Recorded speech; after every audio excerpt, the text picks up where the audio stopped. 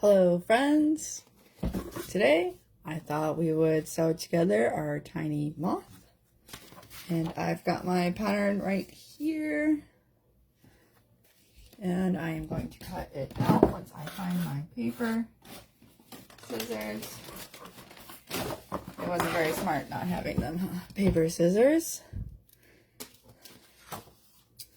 And then I'm just going to cut along my black lines and cut out my center circle.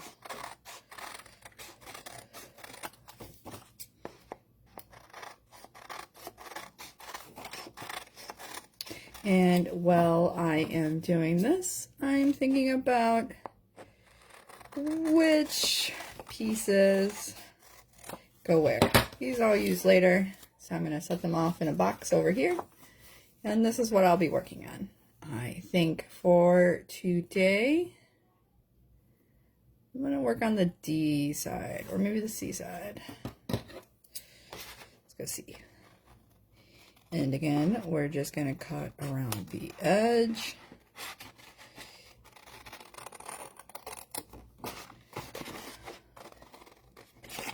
Cut out our pieces.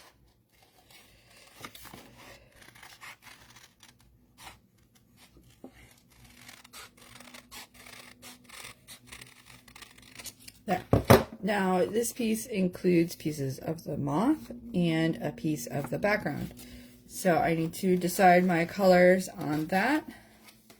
In this picture over here, I've got two pieces being a different color on the moth. So I think I'm going to go with this for a little bit of texture on the 6C and 3C piece, but I'm just going to use the floral pieces, not the dog, just the floral. I've never used this piece for the dog, poor dog. And so then I think for my other pieces, I'm going to use these two from Speckled. My cat's trying to get out of the room.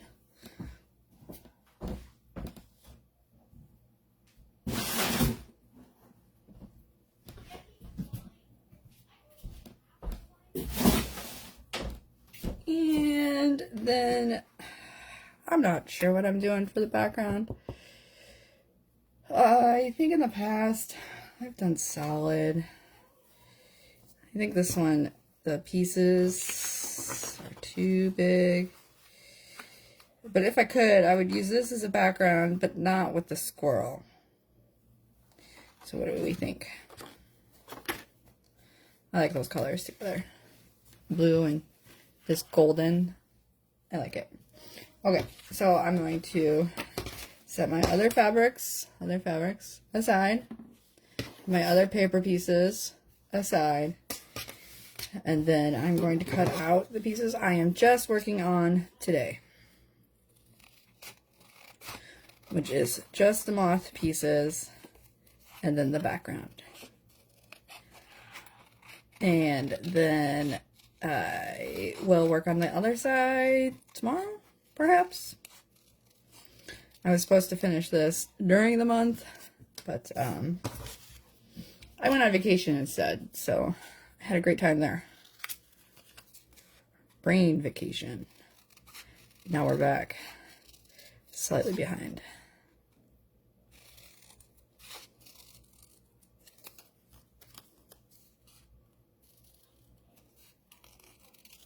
Okay. I'm going to put these three together because they're the same fabric, and these two together because they're the same fabric, and this one's background. And then I am going to switch over to my backup fabric scissors. Backup fabric scissors. I can't find the ones I like. That's what going on vacation brings you.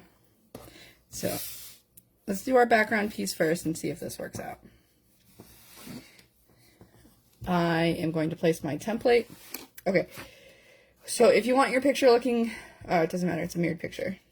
It doesn't matter if you glue your pieces face up or if you glue them face down. It's a mirrored image, so it's going to look the same. It's going to be the same no matter which way you put your pieces. So in general, maybe we do want that squirrel.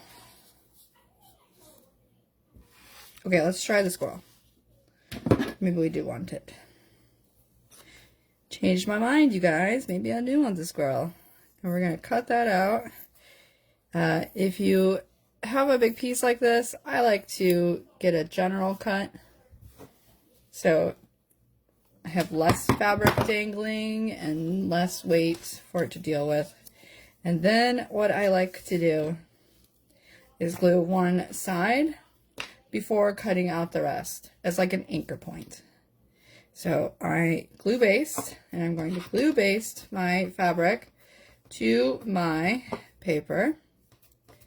And it really doesn't matter if you glue the fabric or the paper or just all over. I mean, it doesn't matter if it's thick like that because it takes a while to dry. So your fingers might get gluey, and then I would wash your hands before moving on to the sewing part, because otherwise you'll get your thread all gunky and your fingers all gunky, and it's a hot mess. Ask me how I know. Alright, so then I'm just going to swoop around the curves, and swoop around the curve, swoop into the curve, and you see how I glued it? So it's holding it in place. And then I go around this way and I cut it off. Now these curve inward instead of outward, so I need to clip my curves inward so the fabric can fold around the curve.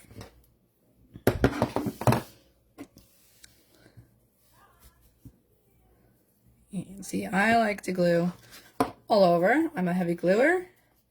There is no scarcity on glue in this house, so I tend to overglue. It doesn't cause a problem for me when pulling out my papers, but that's not to say every time it's exactly that way.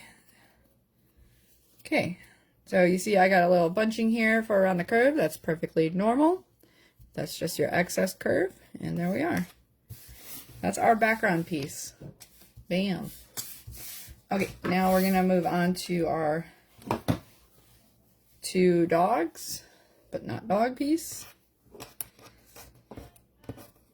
I can't pick these up because of my nails. Okay. I am just going to place this on top of here.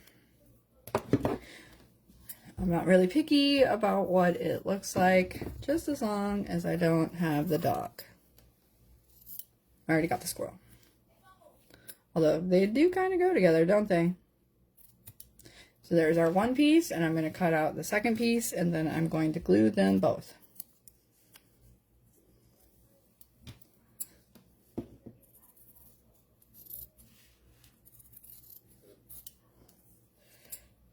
And there's our second piece. We'll move the fabric out of the way. And then we glue our piece. Just the same. We can glue just the fabric.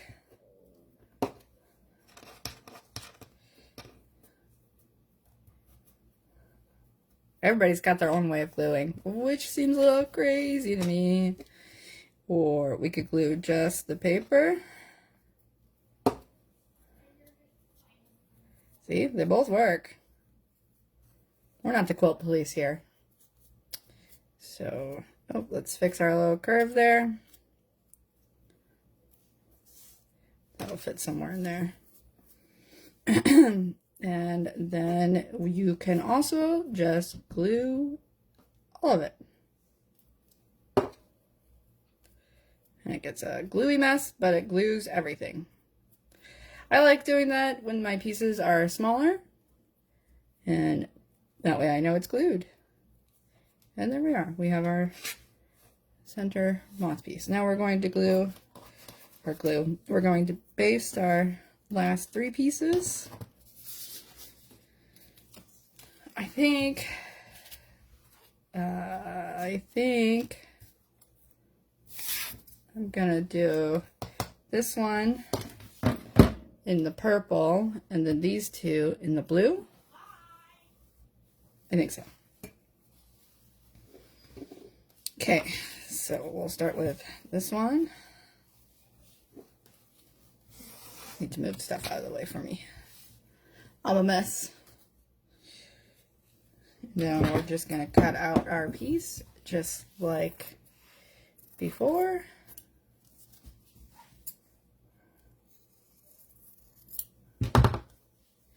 And when cutting around your piece, you want to leave a seam allowance amount, which I call 1/4, but feel free to leave a good chunky amount. Whatever works for you. If you do too much, it'll overlap, which creates a problem when removing your papers. So keep that in mind, especially for like these little curvy bits, these little thin pieces. So we're just gonna, actually we're gonna cut out this other one and then we're gonna glue them. And I prefer to glue baste all of my pieces. I always have. I don't feel like my thread basting is tight enough or secure enough. And I have left my glued pieces in a tin for years, since 2015 is when I started hand sewing, and they're still glued together. They're still just fine. They're not hard to take apart. So that's what I prefer. And since it curves inward, I notched my curves, and for that I just go right up to the paper amount, and you can see that as I glue this. Because I notched my curves, it's able to curve around, it's able to fold around the curve. And then we'll just do the rest. Because this is a small side, I'm going to fold it over first, but the folding order doesn't matter because there's so many seams and dog ears in all of my patterns. It doesn't matter which way we fold, because eventually we're going to have to move our dog ears out of the way. So there's our bottom wing, which goes like this. I don't know, I have to look at the picture. And then we're gonna glue this. Swoop around. As you can see, I'm not very precise. I am just quick. If I need to, because I didn't glue enough later on, I'll glue it again. There we go. And that is top wing, and then this sits in there like that, and that goes up like that. Where's that straight piece? I'm confused at what my own piece looks like. It does go that way, this way, this way. Either way, we'll figure it out. I think this is supposed to curve more. That's a curvy piece. And then this is supposed to curve more. I just made it into a corner.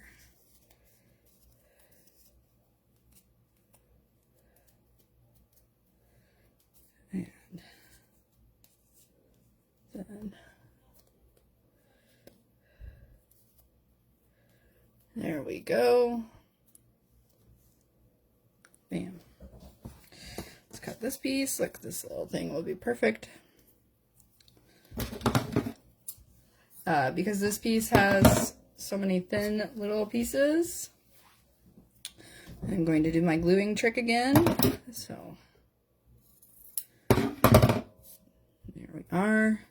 And then we're gonna glue that piece to the paper. And there we go. We've got an anchor, which means I could pick it up, shake it around. It's not going anywhere. And then I could hold it like this and easily cut my seam allowance. This one is a tiny piece, so our seam allowance is going to feel giant.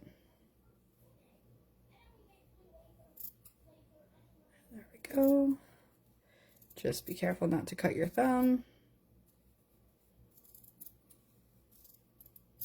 Oops. And then we will see it curves inward. We're going to snip. And this curves inward. And we're going to snip. I might have snipped that one too much. We'll find out. I'm going to pull one side at a time.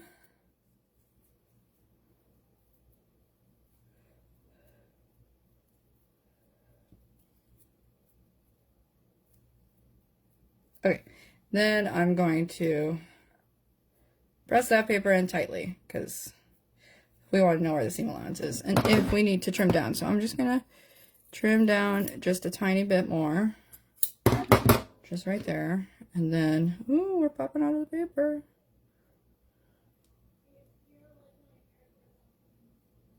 Okay, there we go.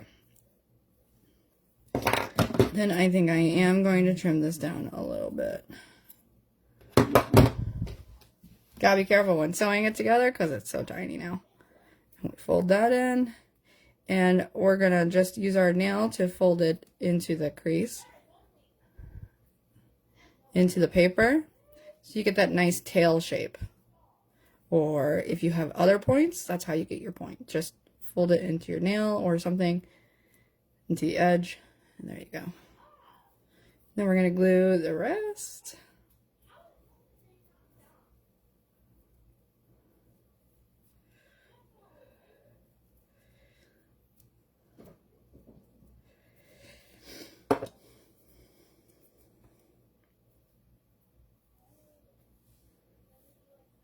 And then this goes some way. I don't quite know which way it goes, but we'll figure that out. I need to go check on my chicken that I'm cooking. If I could pause it, I would. So I will be right back in 2 ticks, and then we'll sew this up together. And that's our background piece. It goes something like this. I don't know how it goes, but can you hear my chicken calling? Oh, it goes like that. Why is it? I don't think that's how that goes. I think that's how that goes. That's how that goes. That's how that goes. I don't know. You could hear the chicken screaming. That's how that goes. Okay, when I come back in 2 ticks, we'll sew it all up. Now that we figured it out.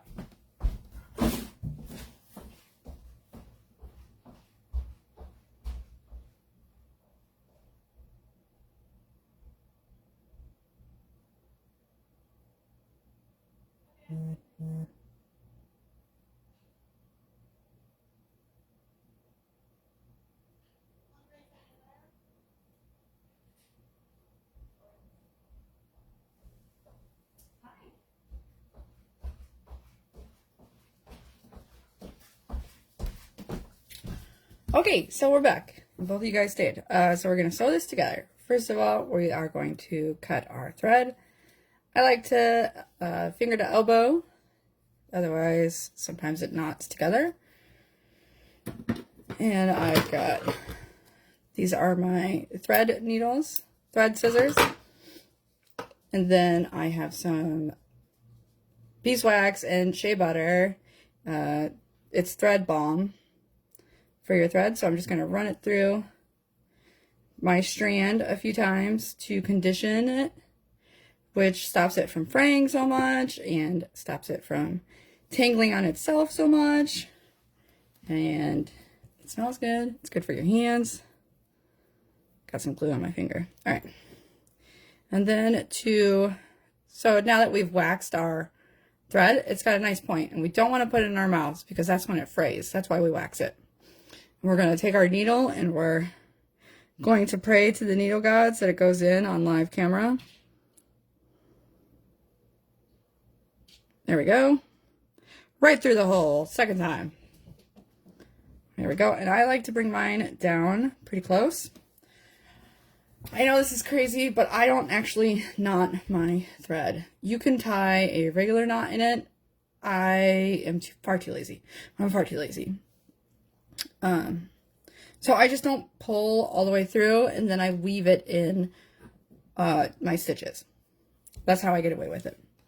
So we're going to sew these two together, and we're going to do the flat back stitch, which means we are just handing them side by side. They're not folded over each other, they're just side by side. And then you could see I've got my dog ear in the way, so I'm just going to pull that out of the way. And afterwards, I'll press it back in place with a hot iron or just with my fingers, whatever works. And I'm going to make sure that I lined up at the bottom, which is easier to tell in person, and at the top. Okay, I feel pretty good about that. So for the flat back stitch, you're going to just, come on now. You're going to just put your needle through just a little bit on the back. It's a slow connection, you guys. And then you're going to do the same on the other side. Just a few threads. And then pull. You see how I can see the end? I'm going to tuck that under my thumb because I didn't knot it. So I don't want to pull it all the way through. And then when I do the rest of my stitches, I'm just going to weave it right through. And again, just through the back. Just a little bit on each side. Actually, I want a little bit more on blue. And then pull tight, making sure we're not pulling so tight that we're breaking the thread or pulling our thread out because I didn't knot it. And again, see, that shows pretty well.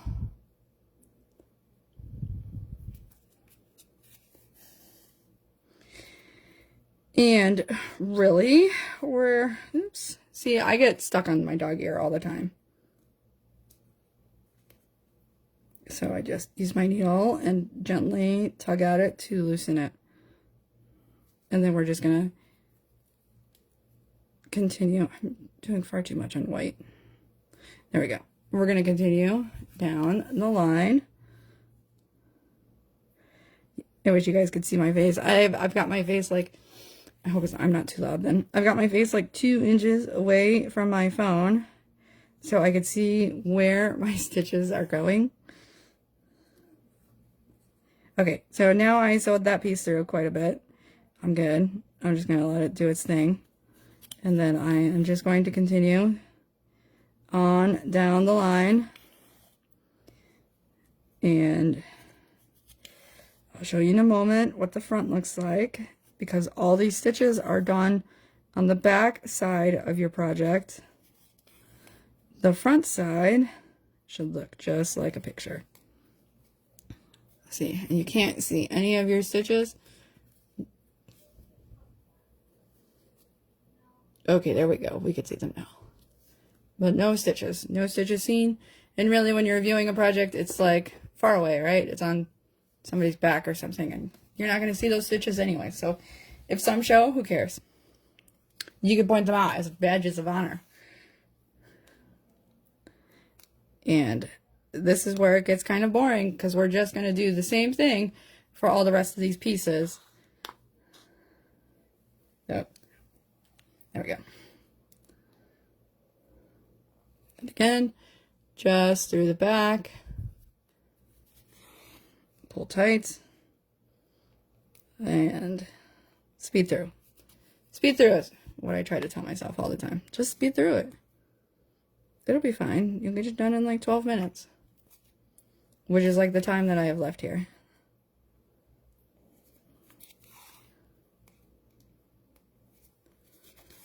There we go. And these are all pieces that I just glue based 10 minutes ago, 5 minutes ago, and none of it is sticky, none of it is gummy. Even though I over glued on a lot of my pieces, none of that affects my sewing. I like to use the disappearing glue stick from Elmer's. I buy like a 60 pack at a time, and I have no problems with them. I really don't feel the need to spend extra money, $5 a thing, $7 a thing, on a glue stick with a precision tip. You could just put this in the freezer, roll it up a little, and then just use the side if you want a precision. But putting it in the freezer makes it glide on a lot less goopy, especially on hot days, because it basically melts. Okay, so I'm down here and my dog tag is in the way. So I'm just going to move that out of the way. And then I'm going to get myself tangled up in myself. There we go. And I'm going to continue to the end. And then we'll continue right down the line. Hopefully I did this right. Right down the line.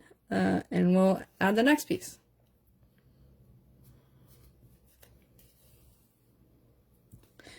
Since I'm at the end, I'm going to just push my dog ear back into place. Same with this one. Oh, yeah, okay. Okay, so next we will start here. Up there. Okay, side by side, end to end. See how that's going to work?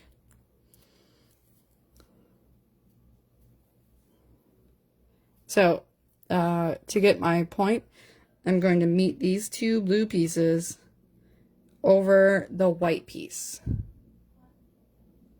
And that's how I'm going to create that point.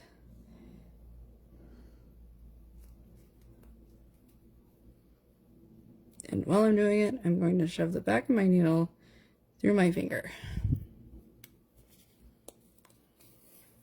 Don't suggest. T-. And see? Oh, my thread shows a little bit, but I don't care. And so, just like with my other piece, we are just going to continue right on down the line.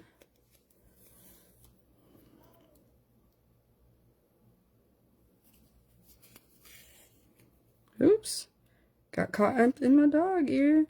So I'm just gonna take my needle and pull it over the dog ear. The dog ear back in place and pull tight. And be calm when doing it, because it can be frustrating. And then you could get your thread knotted and cause even more frustration. A lot of this is trusting the process. When you first start out, everything looks scary and wonky and messy. And by the end of it, you're like a pro. I could do this professionally. Okay, there's not a lot of skill. That's what I'm saying. It's the same stitch over and over again.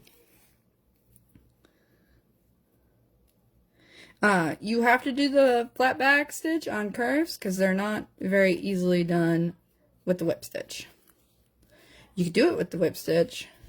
And the whip stitch is where you put your pieces flat next to each other. I don't even know how this goes. Right sides flat together. Is that how that goes? And then you would stitch around. That wasn't how that goes. It goes this way. But you see, because there is a curve, you would have to do it flat this way and then try to rotate your piece. It doesn't quite work out. So side by side, flat back stitch. That goes up there. I'm confusing myself now. All right, back to this.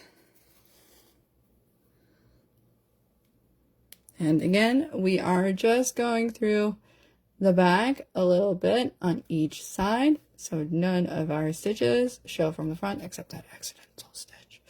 You can't even see it. And if you want your threads to blend in better because you're having a hard time getting it hidden, I would use a thread that coordinates with your fabric, like my cream thread coordinated with the cream fabric, so it was hard to see. But you can see my stitch there. Okay, continuing on. Gotta keep on going.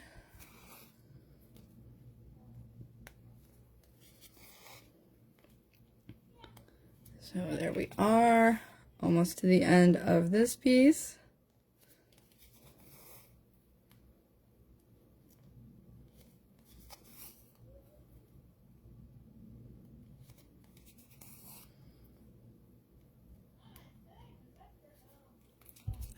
All right. Usually while I am stitching, I try to watch some movies. I like documentaries. It gives me something else to pay attention to. Because otherwise, so I had moved my dog ear out of the way. Now I'm going to move my dog ear back into the way. Flip this over. See where we are. We're up here. So maybe I'm going to attach on my background piece and I'm going to stitch up this way. Or based on how much thread I have is what I'm trying to decide here. So I think I'm going to go down and then attach this tail piece. So let's do that. Because otherwise I would travel my thread up here through the seam allowance and start up at the top. But I'm not going to. And so you see the curves of here fit the curves of the moth. And we are just going to stick our pieces through the back side. If I was having trouble holding my two pieces together, I would get a piece of tape and tape the front, or two magnets can hold it together. Two strong magnets. Sometimes I use tape. So there we are. We're just going to work around this curve.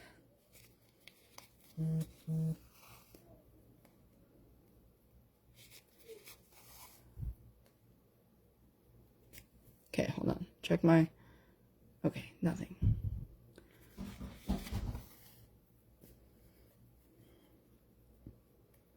There we go. I have big thumbs, so I find it easy just to use my thumb to hold pieces together. Crazy genetics is what I got.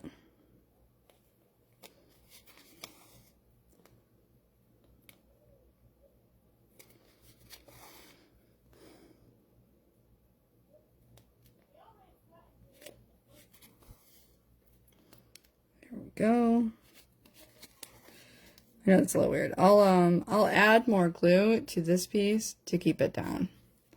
It's a little light on the glue, so my hot fingers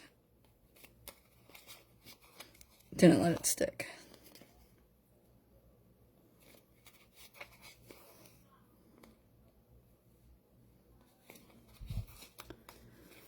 All right, coming up to this piece.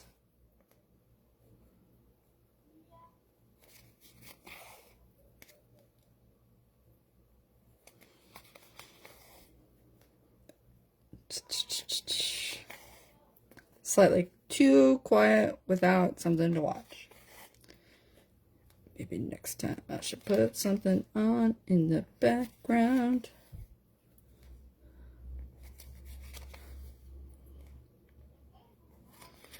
Okay, so we're reaching the end here. There are no dog ears to move out of the way. And then that just sits right on there. So I'm going to sew up this side here, and I'm going to travel my thread down and sew here. I do quite like my colors. Maybe we should do a squirrel, a mirrored squirrel on the other side. I don't know if it comes mirrored. Oh, it does. Look, it does. We could do mirrored squirrel on the other side. Okay, let's do that. That's a good idea, guys.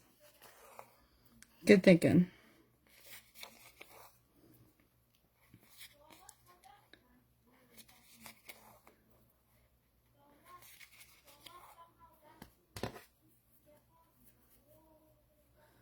Okay, I'm gonna just hold that there. Struggle through the first few. This is where tape, masking tape, would come in handy. Not masking tape. What's the blue tape? Painter's tape. Painter's tape would come in handy here. Holding it for you, being your hands. But I tend to just suffer through.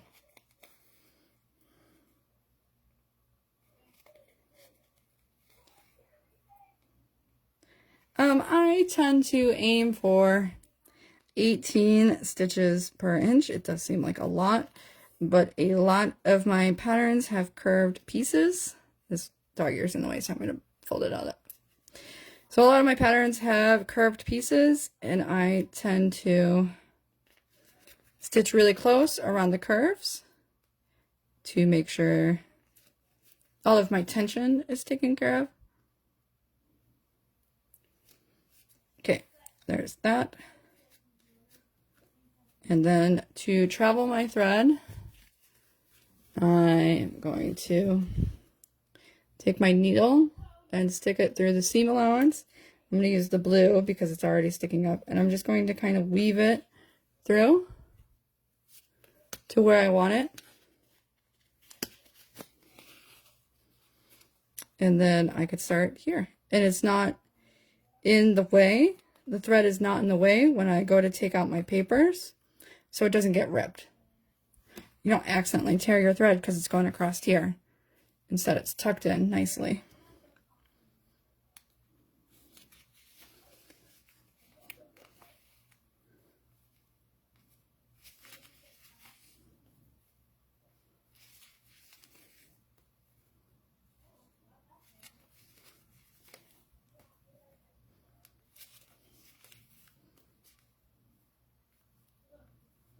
All right, and we're just going around this curve here.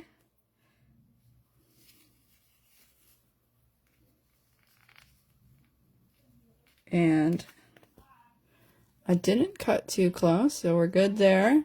Otherwise, I would try to fold it a little tighter to get it more on the paper side and less on the fabric side if I had cut too far.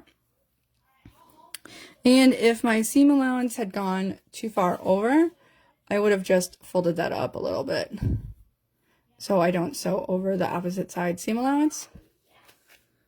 And I just sew over the correct side seam allowance. Because otherwise it will make it really hard to take out the paper later on.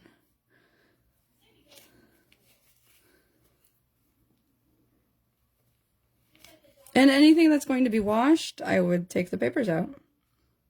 Because otherwise they'll just crumple into a crumply, sad mess inside your project. So once the project is done, I remove my papers and then I attach it to its final spot. For most of the time, it's my kid in case you could hear him. For most of the time, I attach my pieces to hoodies or sweaters, long sleeve button-ups. And so we will finish up here, and I'll attach that piece next time because I wasn't very efficient this time. And so I will probably be back tomorrow to finish up the other side of our moth. Wasn't that really quick? That was like 20 minutes and one chicken stop. Had to check my chicken.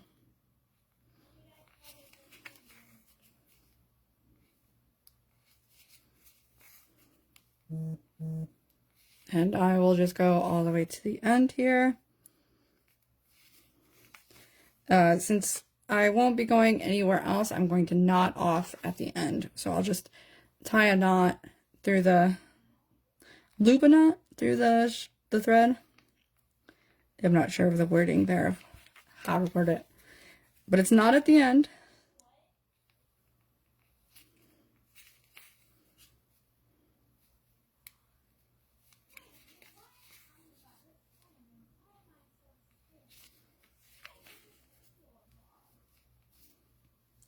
And if you finish your piece and it's all lumpy or wavy and you just are like, this is a hot mess, give it a hot press. Hot press for hot mess. And, you know, I guarantee it'll make you feel better. And if it doesn't, it'll quilt out. So once you put it on something, or if you quilt it onto something, it'll quilt out. Ooh, I might have gotten. Nope. So I'm going to leave it at that. We're going to put this piece on tomorrow along with the D side. We'll do the D side tomorrow. Okay, my friends. Thanks for talking about squirrels with me. I'll see you tomorrow.